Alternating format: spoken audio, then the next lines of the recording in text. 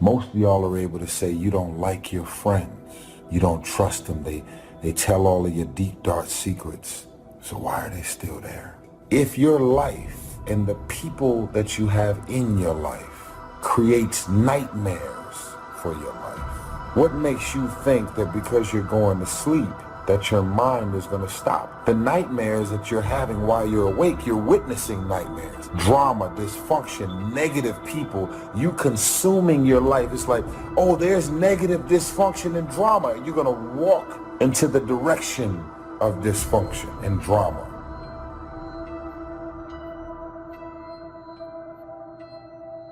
The number one thing that's going to change your life, the only thing that will change your life, change your business, change your money, is you must raise your standards.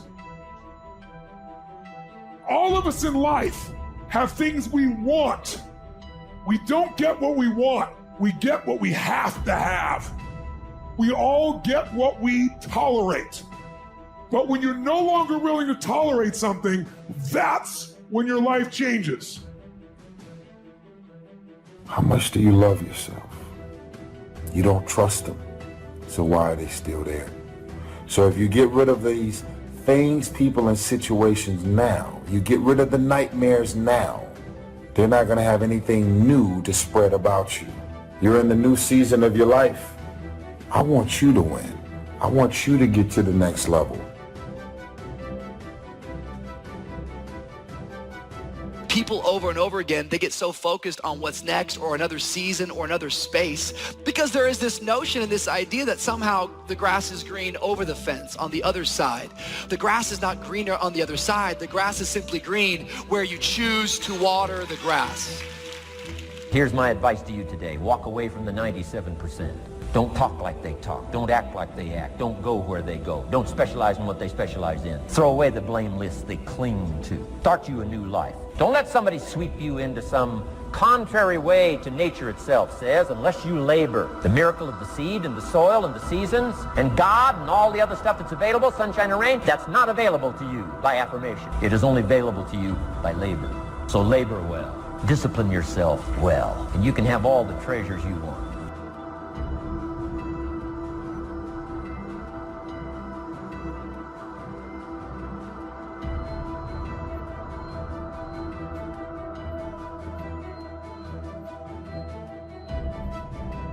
The only thing more important than who you are today is who you're becoming tomorrow. How many of you know that where you're headed is more important than where you are? We choose a life of progression, not perfection. It's a phase. Life is a process.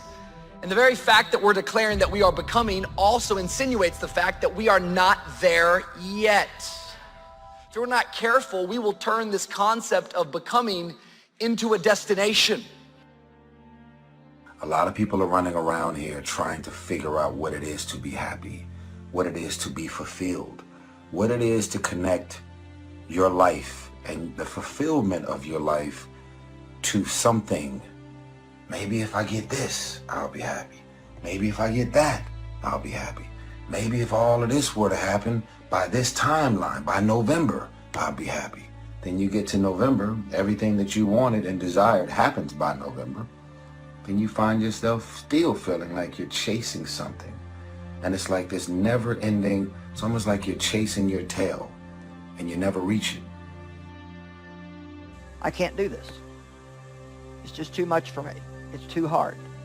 I can't do this. I can't take it. And today I just want to tell you that you are stronger than you think you are. And I'm going to say that a good number of times, so I want you to let that get down on the inside of you. Take action. Not hasty if it isn't required, but don't lose much time. Here's the time to act. When the idea is hot and the emotion is strong. That's the time to act. You say, Mr. Rohn, I'd like to have a library like yours. See, if you feel strong about that, what you got to do is get the first book and then get the second book.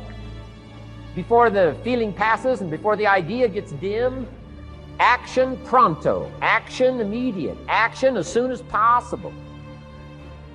Because if you don't, here's what happens. We call it the law of diminishing intent.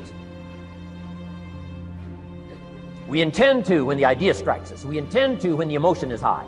But now if you don't translate that into action fairly soon, now the intent starts to diminish.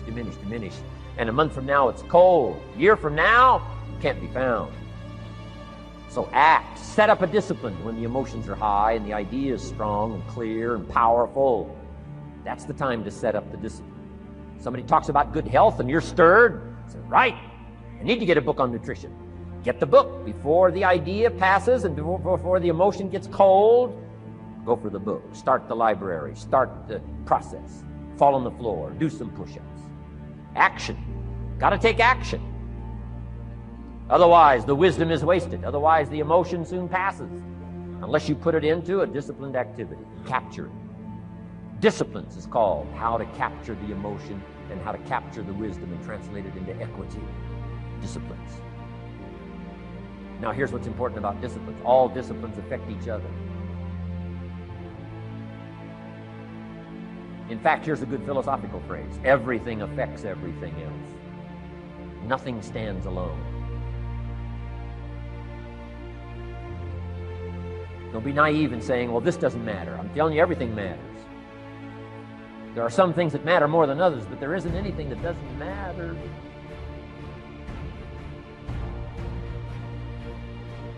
We all pity the man who says, well, this is the only place I let down. Not true. Key to take home. Every letdown affects the rest of your performance. Every letdown affects the rest. This is part of the educational process on personal development. If you don't take the walk around the block, you probably won't do the apple a day. If you don't do the apple a day, you probably won't start building your library. If you don't build your library, you probably won't keep a journal, and you won't take pictures, and you won't do this, you won't do wise things with your money, won't do wise things with your time, won't do wise things with your possibilities and relationships, and the first thing you know, 6 years of that accumulated, and we say you have messed up. So the whole key to reversing that process now is to start picking up these disciplines. Now here's the positive side. Every new discipline affects the rest of your disciplines. Every new one affects the rest. The difference in people is their standards, period. Everyone in the world has a list of things they think they should do. I should lose weight. I should work out. I should work harder. I should make more calls. I should. And then you know what? People don't do their shoulds and they get mad at themselves. What changes people is when your should becomes a must. When suddenly the thing you said should happen has to happen. That's when human beings change. It's like if you want to take the island, burn the boats.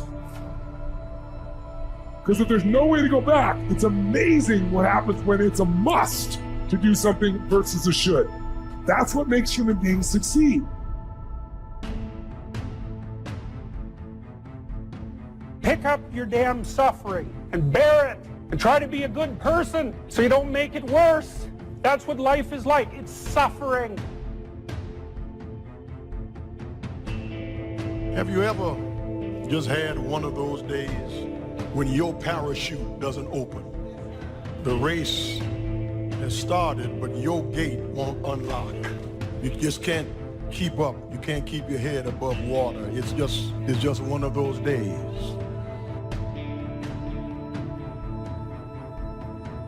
That's why action is so important. The least action, the smallest action. Take it. Because when you start accomplishing and the value starts to return from that one action, it'll inspire you to do the next one and the next one and the next one. You start walking around the block, it'll inspire you to get an apple. Get an apple, it'll inspire you to get a book. Get a book, it'll inspire you to get a journal. Get a journal, it'll inspire you to grow, develop some skills. All disciplines affect each other. Every lack affects the rest. Every new affects the rest. The key is to diminish the lack and set up the new. And you've started a whole new life process. Also, one more thought on discipline. Here's the greatest value of discipline. Self-worth. Self-esteem. People are teaching self-esteem these days, but they don't connect it to disciplines. The least lack of discipline, and it starts to erode our psyche. One of the greatest temptations is to just ease up a little bit, right? The slightest lack of doing your best starts to erode. It's like, instead of doing your best, doing just a little less than your best. Sure enough. You say, well, it's just going to affect my sales. No, it's going to affect your consciousness. It's going to affect your philosophy. Now you've begun in the slightest way to affect your own philosophy. Here's the problem with the least neglect. Neglect starts as an infection. And if you don't take care of it, it becomes a disease. And one neglect leads to another. And the worst of all, when neglect starts, it diminishes our self-worth, our self-confidence, our self-value. You say, well, how can I get back my self-respect? I'm telling you, you don't have to go to 29 classes. All you have to do is start the smallest discipline that now corresponds to your own philosophy, like I should, and I could, and I will. No longer will I let neglect stack up on me so that I will have the sorry scenario 6 years from now, giving some excuse instead of celebrating my progress. That's the key to discipline. Okay? Let's get kids involved in the least of disciplines. One more, and then one more, and then another one, and then another one, and then some more. And the first thing you know, you're starting to weave the tapestry of a disciplined life into which you can pour more wisdom and more attitude and more strong feeling, more faith and more courage. Now you've got something, a vessel in which to put it. And now the equities start to flow. And the early return, I'm telling you, if you'll start this process, the early return will have you so excited. You'll commit yourself to this strategy for the rest of your life. You'll never go back to the old ways. Join a new crowd. Join a new group. The disciplines to do it. Take action.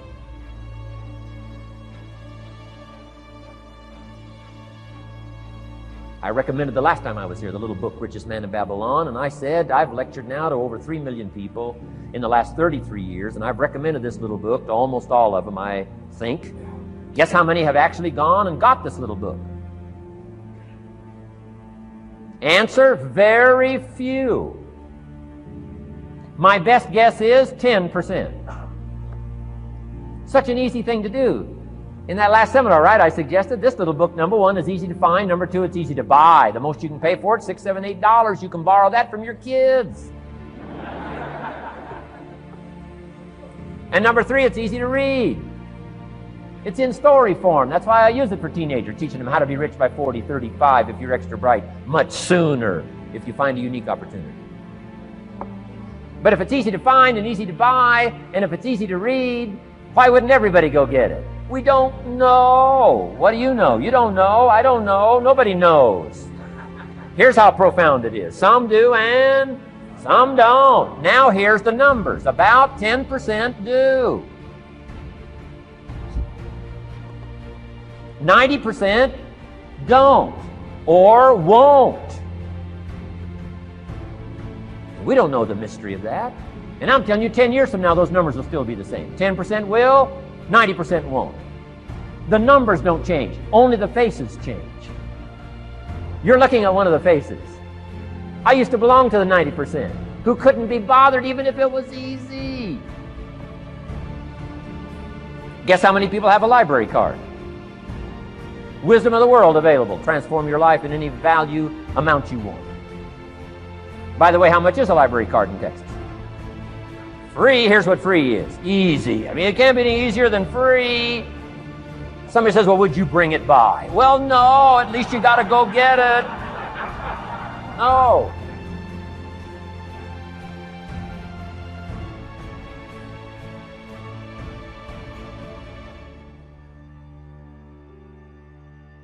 Credit goes to our awesome patrons who make videos like this one possible. Consider joining them to support our work.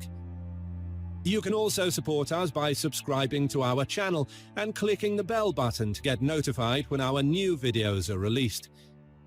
And as always, thank you for watching. But it's hard to let go of what you've been holding on to for so long, even if it's not working anymore. It's really hard to let go. It's like, beg you, see it differently. I beg you to let go. It's not normal. It's just old. It's time to drop it and move forward. You may be a product of your past, but you don't have to be a prisoner of your past. Everything that's inflexible and everything that's not ready and everything that's backwards and everything that's negative and everything that's carnal and everything that's holding me back, I refuse to take it over into another year and waste another new year with an old mind. The devil is a lie. Just because you're used to it doesn't make it normal. Some of you are taking too much time trying to convince people to love you that do not matter. Tolerating and trying to get people engaged that don't matter, that don't care, that are never ever going to help you get into your destiny. I came to preach to somebody who everybody else might have given up on you. And life might not be where you want it to be, and you might not have been what you could have been, but it's not too late to become who you are. Every single time I hear about an issue, every single time I hear another story of pain, every single time I see a seemingly impossible situation, I smile wryly because I know by the grace of God and by His power, I have a testimony. Come on, it is never too late. Kiss that wrong self-image goodbye. Victory starts in your thinking. Abundance, it starts in our mind. You can't think the same way and expect different results. Start embracing who God says you are. I want to tell you something today. The moment you make up your mind to get up, you can get up. And no devil in hell, no government, no power, no boss, or anything else can hold you. Once you are free in your mind, you are free. I've seen God open doors. I've watched God make my enemies my footstool. I've seen God make a way out of nowhere. I've seen people who were against me that God made them love me. I saw circumstances that should have taken me out, but God stepped in right on time. See, many things we don't do because, in fact, we want people to like us. There's some necessary losses in life. When you decide acting in your best interest, you're going to lose some friends. Everybody's not going to approve of you. There's some people that won't like you. Who do you think you are? You're arrogant. What do you think you can do? You're selfish. Thanks, I got that. Poor thinking habits keeps most people poor, not poor working class. Most people work hard, but they don't think hard. The mind is like a factory, a mental factory.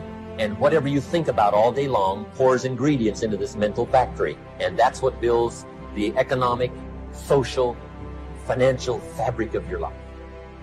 As you think, so you become. Program your mind, because all that you will do or not do, have or not have, accomplish or not accomplish, will be a direct derivative of what's going on inside of your mind. So if you don't get clear thinking on an issue, you won't be able to develop in that area. Look at somebody say it's time for a change. Well, what stops us? What stops us from making the changes that we need in our behavior, in our situation? It's the mind. If you keep doing what you've been doing, you're going to keep getting what you've been getting. So if you're at a place in your life and you ain't happy with it, you have to change some things. But you have to make a conscientious decision that you're going to change. And it's not dependent on anybody else. It don't matter what your mama think. It don't matter what your coworkers think. It don't matter what your siblings think. It don't matter. This decision is yours and yours alone. People want to know how to stop the laziness, and they want to know how to stop the procrastination. They have some idea in their head, some kind of a vision of what they want to do, but they don't know where to start. They don't know where to start it, you know? They don't know where to start. And so they say, hey, where do I start? And when's the best time to start? And I have a very simple answer for that. Here and now. Nothing that's happened to you is a surprise to God. Before He laid out the plan for your life, He already knew every person who would hurt you, every mistake you would make, every loss you go through. The good news is, for every setback, God has already arranged to come back. For every disappointment, a new beginning. For every failure, restoration. You have to put your foot down and say, that's it. I may have gone through some disappointments. I may have made some mistakes, but I'm not going to waste the time I have left worried about what I could have done better, upset over what didn't work out. I'm stepping out of the was, and I'm coming over into the is. I'm dropping the offense, dropping the failure, dropping the hurt. I'm not living my life with any more baggage. I'm going to live my life free. What are you thankful for? Do you thank God daily for even little things? I thought the other day what it must be like for people that can't walk and have to use a wheelchair just to get out of bed in the middle of the night to go to the bathroom and have to do it. Thank God my legs are still working. Thank God I can see and hear and I can still work. And thank God that my life is bearing good fruit. There's so much to be thankful for. And the more thankful we are, the happier we get and the madder the devil gets. One of the best things I've learned is to trust God's timing and trust His ways. What God promised will come to pass, but it may not happen the way you think, may not be when you had planned. If you're trying to control the outcome and control the time frame, you're going to live worried. You have to release control. Release having to have it happen your way. God already has it figured out. He knows the end from the beginning. God may be giving you more to work with than what you are working with at this time. You may have far more things that you can potentially do than what you're doing right now. That's why I don't like to hang with low-thinking people, because they'll make you underutilize what God has given you. You need somebody to challenge you that you could be doing more than what you're doing right now. You could have more than you have right now, and somebody's got to be bold enough to look you in the face and empower you to go into the enemy's camp and take back what he stole from you. We find ourselves announcing our standards to our relatives, our friends, our associates.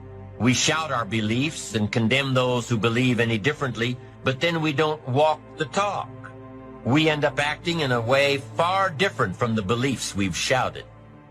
This is inconsistent. This leads to a loss of credibility among those who watch us. And more importantly, this leads to a loss of credibility within ourselves. The only thing worse than one who is inconsistent in applying their self-imposed disciplines is one who has never considered the need or the value of discipline at all. So what kind of courage do you have? Is yours sort of floating between depending on the situation? Or do you know the difference between right and wrong for your life? And you've made up your mind. Our mind is the control tower of our life. All of our decisions are there. And the truth is, whatever we are today is the result of what we've been thinking about all those years. As a man thinketh in his heart, so is he. So if you don't like what's going on around you, maybe you should ask yourself the question, what am I thinking about? What do I think about myself? What do I think about other people? Upset because your plans didn't work out. It's time to kiss some things goodbye. Don't bring bitterness into a new year. Don't bring self-pity, a chip on your shoulder. That was in your past. It doesn't belong in the future. You cannot embrace the new things God has in store as long as you're holding on to the old.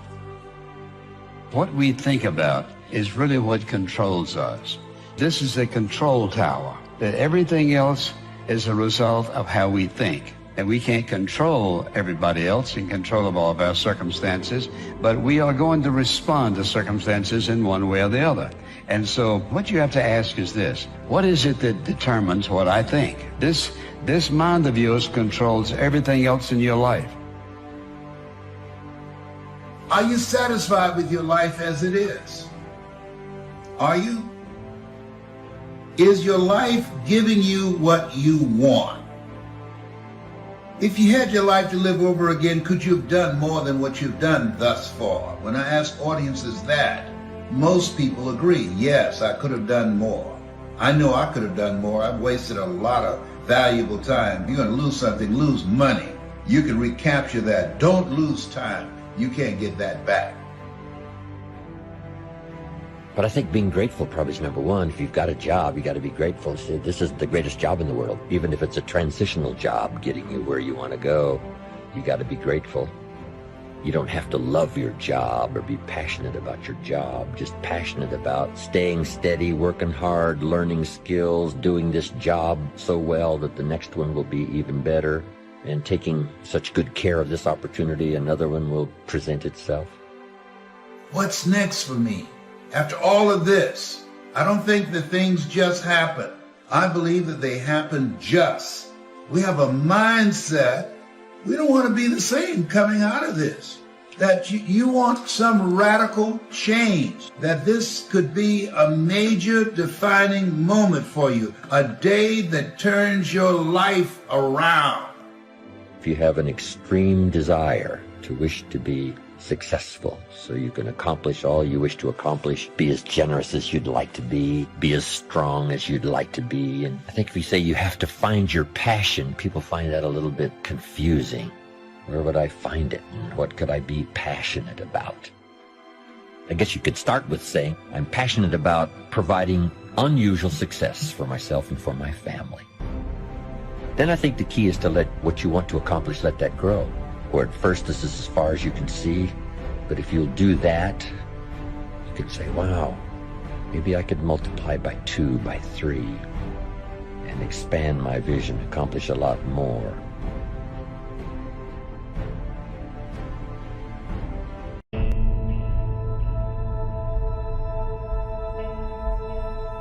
I'm tired of playing defense on the faith journey. I'm tired of being afraid. I'm tired of apologizing. Do you ever just get tired of reacting to the devil and his schemes? I want to be somebody who's directing. I want to be somebody who's leading. I don't want his threats to dictate one step that I take. So many of us, we tiptoe through life to simply arrive safely at death. It is a fact that you will die. The question today is, will you ever actually live? Is there anybody in this building that's tired of being discontent? And you want to be able to say, if I get my way, I'm going to be happy. If I don't get my way, I'm going to be happy. I'm not going to let my circumstances control my moods. I am content and emotionally stable. That is my goal, to be content and emotionally stable. It doesn't take much faith to give God glory when all your bills are paid.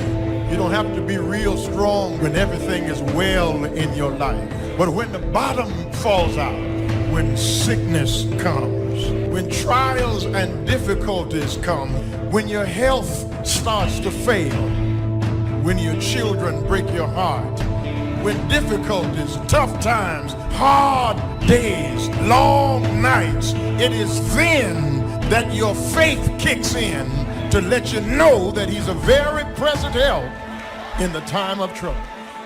Maybe you're unhappy right now with your current job. Maybe you're unhappy with your health, or maybe you're unhappy with the season of life you find yourself in. Has it ever occurred to you that you are not there by coincidence, but rather you are there by providence?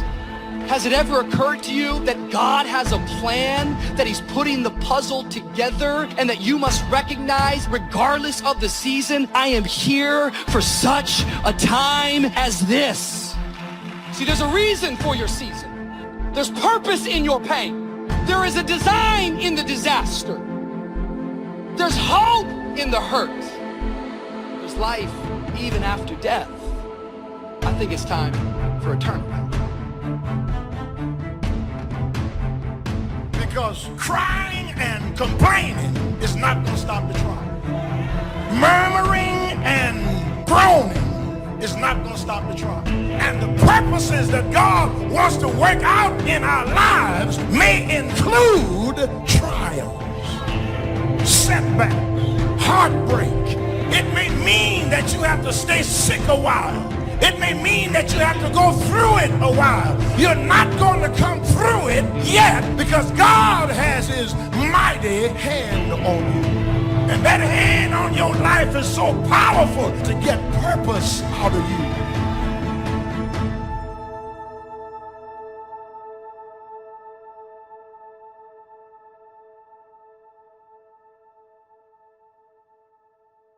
And you know what? Those days are good for us. It's good to go through those days. Do not despise the day of small beginnings. And don't complain your way through small beginnings. Because if we cannot learn to be thankful for those things, trust me, you will not be thankful when God gives you more. Because going through the hard times and remaining thankful builds character in us that we need to remain stable when God gives us more to be responsible for. We should have a goal to be the most thankful person on the face of the earth. Go through each day thanking God for little things like hot water and a friend and every convenience that you have, and do all things without grumbling and fault-finding and complaining.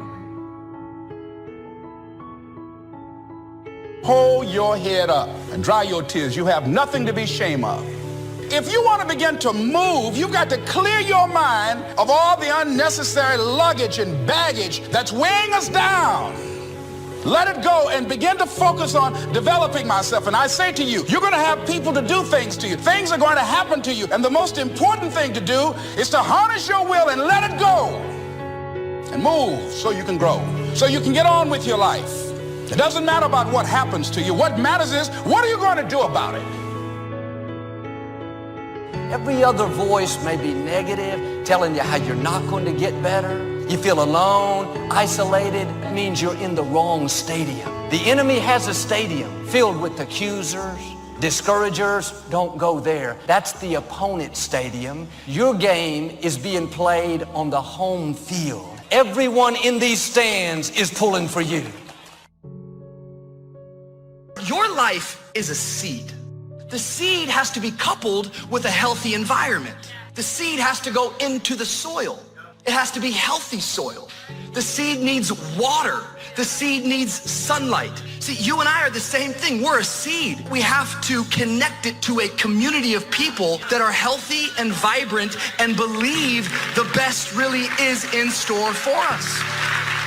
See, because you're kind of saying, I'm over it, but if you would share your calling, the moment you say, I'm over it, you would have somebody else walk up to you and say, wait a minute, let me just shed some light onto that dark area so that you can grow again. You're not quitting today. You're not quitting tomorrow. You're going to run this race of faith and you're not going to give up.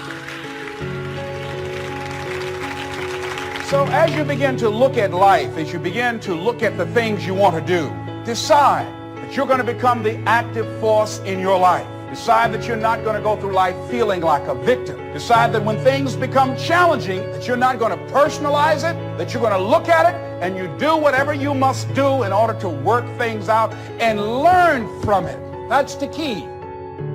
You will always be faced with a series of God-ordained opportunities, brilliantly disguised as problems and challenges.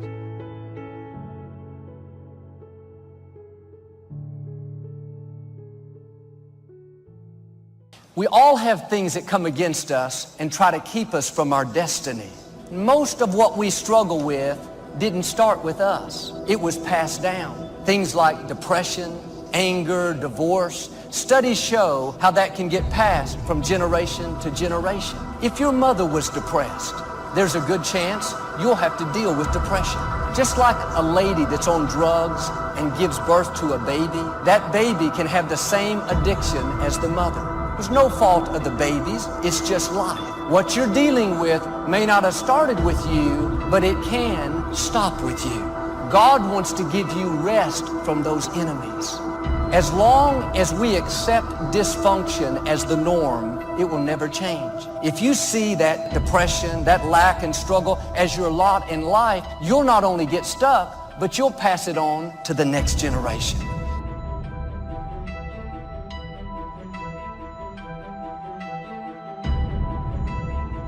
Got to get the word. Happiness is something you design. Happiness is a study. Happiness is a practice. Happiness is an art. It's not an accident. It's an art. And anybody that wants to can study, practice the art of happy living. Happiness is like culture. Money doesn't make you cultured, but culture is within the grasp of all of us. All you have to be is committed to it and make it a study. Culture is a study. Sophistication is a study. It's not an amount. It's not an account. It's a study.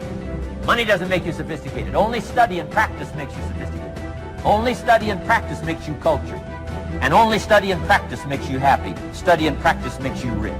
Key phrase, don't be lazy in learning.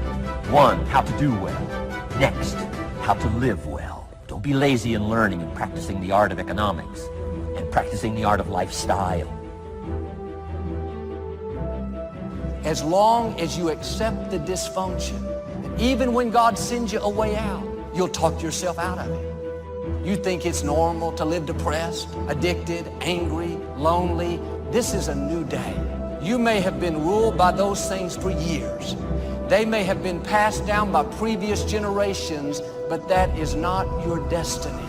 What's limited you in the past doesn't have to limit you in the future. You can rise out of lack, struggle, not having enough. You have seeds of greatness. You were created to lend and not borrow. You can be free from depression, low self-esteem, insecurity. Don't let limited thinking keep you from your destiny. There's some things that you can accomplish that you can't see right now. My favorite book says, eye has not seen, ear has not heard, nor has entered the heart of mankind what God has in store for you. When you're willing to say yes, when you're willing to move forward, life will respond to you.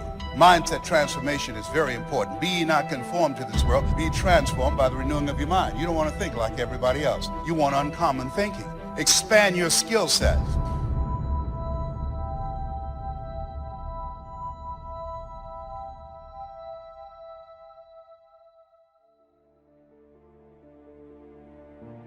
If it's in your imagination, it's possible. Do you know that you can't think of something that can't happen?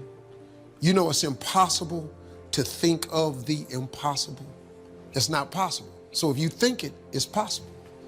And if you live your life in possibilities instead of probabilities, you have a greater chance of finding happiness. I cannot have another year like I had. I cannot sit in this addiction for another 12 months. I refuse to live like this again. Something's got to give. I'm desperate and I've got a hunger for God that only God can fix and God can fulfill and God can do in my family and in my home. To be slain with the sword is better than to be slain with hunger. Better to go down fighting than to sit there and die. I believe that we have an obligation to God to learn how to live in victory. I want you all to make a decision this morning before we go any further at all. Do not let your hearts be troubled. Neither let them be afraid. Stop allowing yourselves to be agitated and disturbed. And do not permit yourselves to be fearful and intimidated and cowardly and unsettled. You know, life will do this to you. Try to label you according to your educational background, according to your ethnicity, according to whether you're a man or a woman, or according to life will try to label you this way. I want to make an announcement. You can't disappoint what God has appointed. You can't disappoint. When God gets ready to do work in your life, when God gets ready to raise you up, there's things in your life that are necessary, but they're unpleasant. Working out my legs is necessary, but it's unpleasant. Why is it necessary? Because it's the largest muscles in your body. See, what you learn is this thing called unintended consequences. You don't know what type of fight you gotta face on Tuesday. You don't know what your boss is gonna come and say on Friday. But thank God you've been putting in some work on the interior life that when you need to fight, you got some strength. I'm the kind of person, if I'm going to do it, I'm all in. I'm the kind of person, I don't like being in between. I don't like to be at the back of the line. I want to be in the front of the line, and I'm going to prepare myself and work on myself to be a dominant voice. Carefully consider how you live. So live wisely, not foolishly. Make the most of your time, because these are difficult days. You need to have a routine. Now, when you're stuck at home, it's so easy to slip into sloppiness. I want you to write this down right now. Routine develops resilience. You got to resource yourself well, file every day, read every day. And so at 17, I started reading and filing every day and literally have done it all my life. And one day I began to realize I was relying way too much on those files. that I wasn't as creative and I wasn't testing what I should be testing, because I had a safety net. I go over there and, well, here I got this, and I was starting to read old thoughts, and old thoughts are old thoughts. Happiness is freedom from the negative children of fear, such as worry, low self-esteem, envy, greed, anger, resentment, and so on. Happiness is an awareness and a grasp of the positive power of life and loving values. It is an order of thought, activity, and lifestyle. Happiness is values in balance. It is contact with people of substance. Never live your life in probability. Probability is the probability of something happening. There's a statistic attached to a probability. 1 in every 3,000 people do this. 1 in every... That's a probability. A possibility has no stats attached to it. Live your life in possibilities and you're changing. Just change the way you think. If you've had a dream, I guarantee you, you were born with that dream woven into your DNA. You see, dreams are deeply personal. And this is important for you to understand, because if you give up on your dream's going to haunt you. When the seed is sown into your heart, the devil comes immediately to try to steal the seed that was sown. And I think one of the ways that he does it is by very simply testing you on what you just heard. And we need to get it. Learn a new sentence. This is only a test. Can we practice? Say, this is only a test. You can't see how the fact that they laid you off from that job was actually preparing you for something, teaching you some things, going to get you some discipline in some areas, and that later on a door would open up that God would use to move you into new dimensions. But you can't see the destiny in the face of the disappointment. Sometimes God will give you enough of the details to get you in the right area, but he won't give you enough specifics where you don't need him to show you what to do next. When suffering hits my life, I hope I have been putting into my interior life. But in order to use all those other muscles to face suffering, you're gonna actually have to put in and focus on the body and focus on your legs and understand it's leg day. It's gonna have some unintended consequences. And his big leg day workout routine for you is this little phrase, live in harmony. For 29 years, kicking cancer's butt. And still working, still in his right mind, still got the fire in his belly, still being active, still making a difference, still motivating people and inspiring people and making people feel good. If you believe that laughter is important, if you believe being deliberately positive is important, having a spirit of optimism is important in spite of. Predictability creates stability. Structure creates steadiness. You need to set and stick with a routine for the duration of this pandemic. Stop watching so much news because it's all negative right now. And for your own mental and emotional and spiritual health, you need to monitor your media intake. I made a decision, a very difficult decision. All of my work for all those years of filing, I made a decision to get rid of all of it. They're not relevant, they're not new, they're not fresh, they don't breathe, there's no fire and passion in them. I'm just going to say to you, one of the good things about a crisis is it begins to help us to let go of the things that we have depended on the past so that we can go to an entire new level of living. One woman just decided, you know what? You can't take my dignity from me. I can only give that up, and I don't choose to give it up. And I will not go back to the bus. The answer is no. And Rosa Parks changed an entire society because that day she chose to focus on something else. She gave it a different meaning. This is not a command. You do not have control over me. And she decided to fight. And she changed the direction of a country and of many other countries. She started something. There's another dimension, which is trait conscientiousness, which is integrity and dutifulness, orderliness, industriousness, openness, which is like a hybrid between intellect intelligence, roughly, and creativity. And so you can go there and find out how you compare to other people. And that's kind of interesting and useful, because it's kind of useful to know who you are. And to know that that's actually who you are, you know, that you have a nature. We forget that you don't have to be famous to have the ability to change at least your own personal history, to change the direction we go in our life. We have the power to choose, even if you haven't before. You can finally say, no more, I won't put up with that, within myself or from anybody else. And here's what I'm going to do differently. That's where the breakthroughs really start to happen. Now the question is, why do some people stand their ground and make something change versus other people just kind of accept things? Happiness is contentment with the tasks of your life.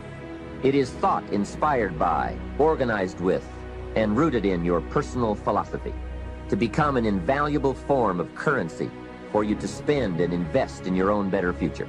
Happiness is activity with purpose. It's love in practice. You can take an introvert. You know you're an introvert if when you're around people, you get exhausted by it and you have to go off by yourself and recover. You know, then you're an introvert. And if you're an introvert, you don't really like being in groups. And so sales, you know, maybe that's not for you, you know. And that's a good thing to know, because if you're an introvert, why go be a salesperson and be miserable? Do something where you can spend time alone and not be miserable. That's better.